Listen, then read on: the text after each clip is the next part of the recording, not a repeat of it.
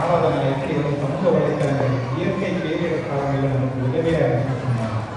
கடந்த வருஷம் நம்ம மில்டன் புயலில் ஒரு எடுத்துக்காட்டாக சொன்னது பொருத்தமாக. அடுத்து வருபவர் தனவு முரளிதரன். தமிழின் மீது தனியாக ஆர்வம் கொண்ட மாணவர். புதியவற்றை கற்பதும் கற்பதை செயல்படுத்துவதும் இவரின் தனித்துவம். வானதனால்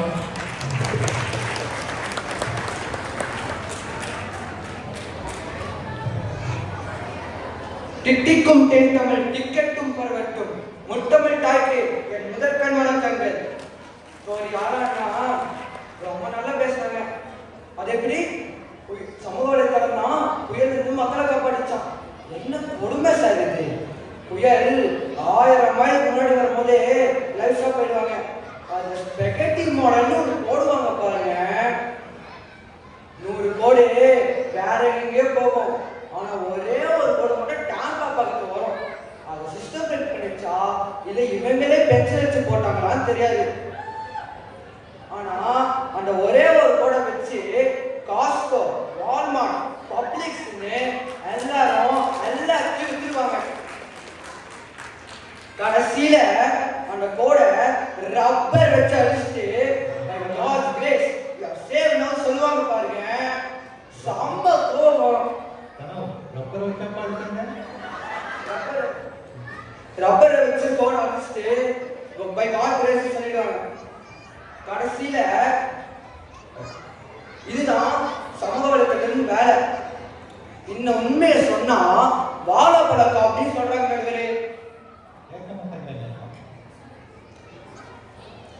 இப்பெல்லாம் கல்யாணத்துக்கோ கிரேப்ரேசத்துக்கோ யாரும் வீட்டுக்கு வந்து கூப்பிடுறது இல்லை.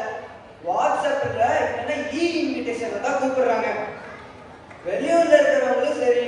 ஆனா டெய்லி நம்ம பக்கத்து வீட்டுக்காரங்க கூட இன்விடேஷன் அனுப்புறீங்களே, இதுதான் உங்க சமூக புரட்சியா?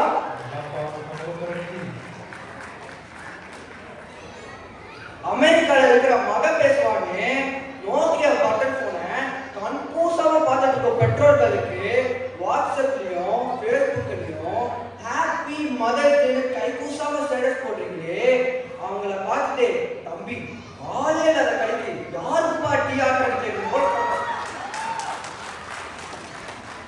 நடுவர் அவர்களே தன்னோட சொந்த திறமையை நம்பாம இந்த மெசேஜ 20 பேருக்கு அனுப்புனா நல்லது நடக்கும் என்ற மூட நம்பிக்கையை இன்று 21ஆம் நூற்றாண்டிலும் வளர்ப்பது இந்த சமூக வலைத்தளம் தானே. இன்னொரு லேட்டஸ்ட் நியூஸ் தெரியும் நடுவர் அவர்களே. போன வாரம் நம்ம டிபிடிஏ உறுப்பினர் ஒருத்தருடைய வாட்ஸ்அப்பையே ஹேக் செய்துட்டாங்க. வடிவேல் சொல்றது போல அது போன வாரம், இது இன்ன வாரம் நாமளும் மறந்து போயிட்டு இருக்கோம். நடுவே உங்களுக்கு போமோனா என்ன தெரியுமா? போமோனா ஃபியர் ஆஃப் மிஸ்ஸிங் அவுட். அதாவது மத்தவங்க கிட்ட இருக்கிறது என்கிட்ட இல்லைன்னு ஒரு பயம். இதுதான் சமூக வலைத்தளம் சமூகத்துக்கு கொடுக்கிற புது வியாதி. சமூக வலைத்தளத்தில் நன்மை இருக்கு, தீமையும் இருக்கு. நன்மையை பயன்படுத்தினா சமூக வலைத்தளம் நன்மது, இல்லையே சமூகத்தையே சிதைத்துவிடும் என்று எச்சரித்து நல்வாழ்த்துக்கு நன்றி என்று கூறி விடைபெறுகிறேன். வணக்கம்.